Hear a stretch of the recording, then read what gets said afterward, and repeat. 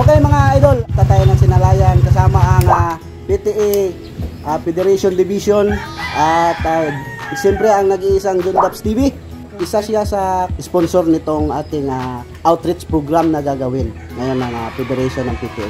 So samahan nyo kami, kasama natin ang John Daps TV, Ron's Vlog. Okay mga idol. At dito nga mga idol ay sama-sama na kami nagkarga ng aming mga dadalhin para sa gagawin naming outreach program doon sa Concepcion sa Sinalayan IP School. At dito nga ay hindi na kami nagpatumpik-tumpik at nagbiyahe na kami, at kami namin Sir John Daps ay nagmotor lamang, at iba kong mga kasamang district presidents na bumubuo sa PTA Division Federation ay makay doon sa 6x6 na service vehicle or disaster vehicle ng LGU Valencia.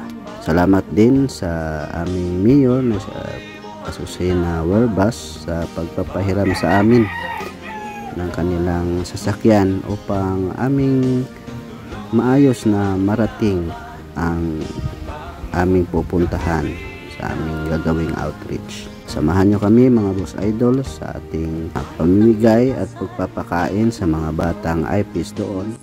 Sa likod ng bawat proyektong puno ng pangarap, may mga hamon na susubok sa ating katatagan.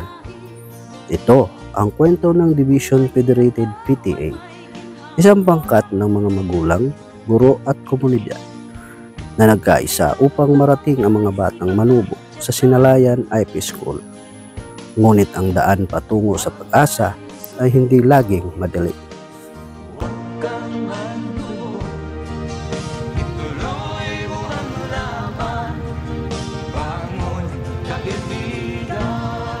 So okay mga idol, kauban na to ang PTA Federation Division. Sama siyempre ang nag-isang John Daps TV diha. Ayan, so isa din siya sa sponsor nitong aming outreach. Ayan o. So tulong-tulong kami nito, mga district presidents mga idol. At siyempre ang aming utak nitong lahat, ang aming president sa federation, si Pastor Noel Labinya mga idol. O kasama ang ating mga district president sa Amplayo sa Rumbo, Tasio Pacres, Concepcion, si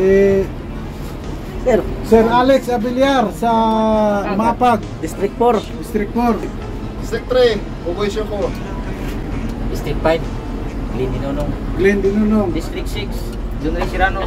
at syempre naman mga idol at District 10 sa Dagat Kidabaw Integrated School. Samahan nyo kami mga idol.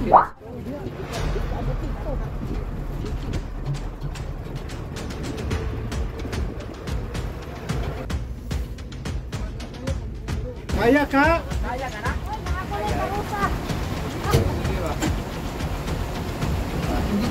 Matarik na daan, truck na paulit-ulit na nadudulas at hindi makaakyat. Ngunit hindi naging madali ang daan. 10 beses naming sinubukang akyatin ang bundok. 10 ulit ding nabigo ang aming sasakyan.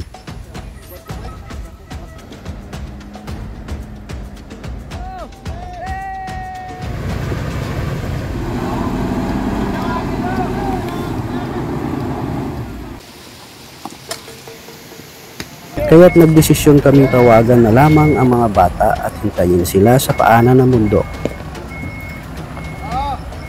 Larga! At hindi nagtagal, isa-isa silang dumating.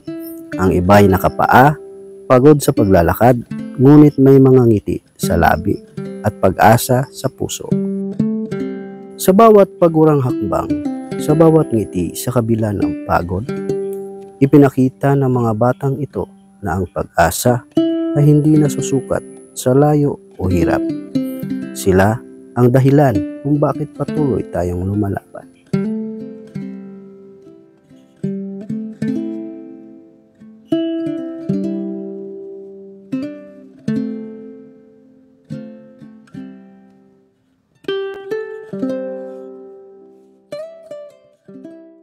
Isinakay namin sila sa truck at nagtungo sa simbahan, ang pansamantalang tahanan ng aming pagtitipon. Isa sa kanilang guro na siya ring pastora ang nagbukas ng kanyang pinto.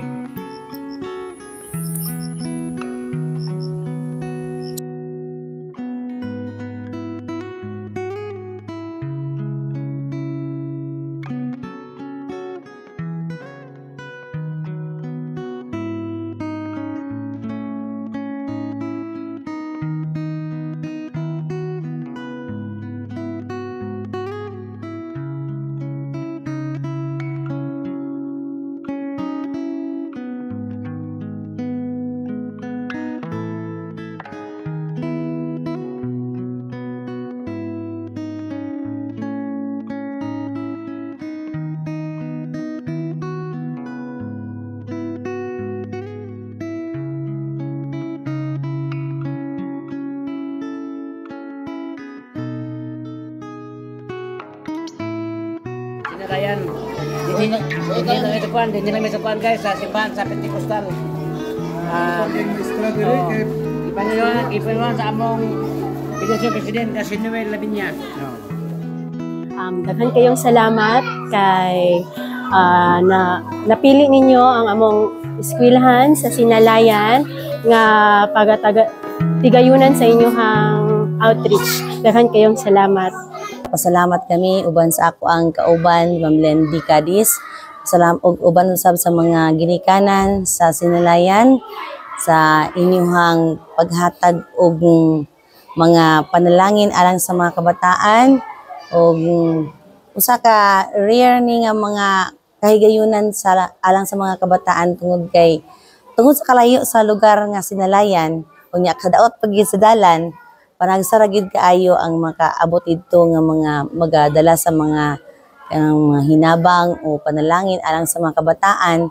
So actually ang Sinalayan Mobile Station 5 years pa lang siya o karong just last year gitukuran sa atong mayor as Werbas ang Sinalayan og usa ka building diin mao na ang gidaokupar karon sa ato ang mga kabataan uban sa ako ang kauban nga maestra ug dako kaayo ang among pasalamat nga kaninyo sa tanan nga nagalangkob sa Division Federated PTA sa inyong gihimo nga feeding program ug outreach karong adlaw. So dili igid sayon ng lugar nga atong antuan no wala taka tungod sa kalisod sa dalan mura og tingali napulo kay gayon nga ni sulay gid utungas ang atong sakyanan pero wala gid nakahimo tungod sa grabe kadaot nga dalan.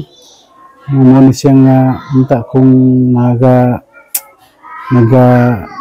makamonitor ang atong mga tinugyanan sa atong syudad labi na gid sa atong mayura nga unta yan yung matagan og aksyon tagaan ng pagtagad tungod kay dili gid sayon ang dalan no minsan sa mga kabataan nga moadto dito nga dapit mo lugsong diri nga dapit sa Bulacau dili gid lalim.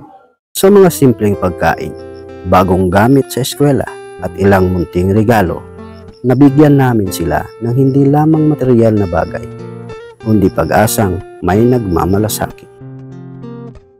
Ang bawat bata ay may karapatang mangarap, hindi kailanman hadlang ang layo, hirap o bundok.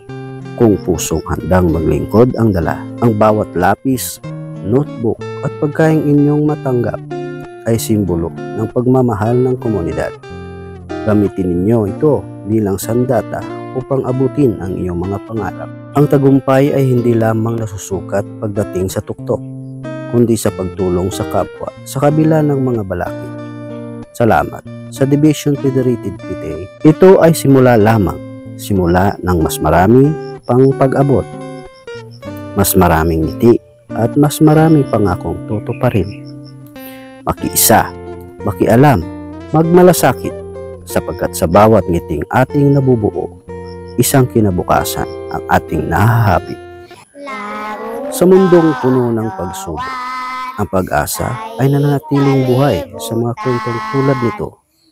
Ang mga kwento ng pagtindig, pagdamay, pag-asang hatid ng bawat lapis, tinapay at ngiti. Sa mga batang manubok, kayo ang patunay ng puso ng komunidad ay matatagpuan sa simpleng pagtulong. Sa bawat manonood, tandaan, ang bawat maliit na hakbang ay maaaring magsimula ng malaking pagbabago. Tayo ay bumaba, tumayo at maglingkod, hindi para sa papuri, kundi para sa kinabukasang walang maiiwan. Ang edukasyon ay tulay sa pag-abot ng pangarap. Ngunit ang pagmamahal ang siyang nagpapatibay sa tulay na ito. Ang tunay na tagumpay ay hindi nasusukat sa kung gaano kalayo ang iyong narating, kundi sa kung ilang buhay ang iyong naabot. Kung ang isang truck na hindi makababa ay nakapaghatid ng pag-asa, paano pa kaya kalahok ang bawat isa sa atin? Ang pagtulong ay hindi kailangan ng perpekto, basta't may puso, may paraan. Kahit buyak kopyas pag-ugkon ukit tanong Dakos goy nawat og antan manama og dayan kikandin kuntoon. Dakos goy nawat og antan manama makit kandin kantan magbabayo. Dumakit kandin kantan magbabayo.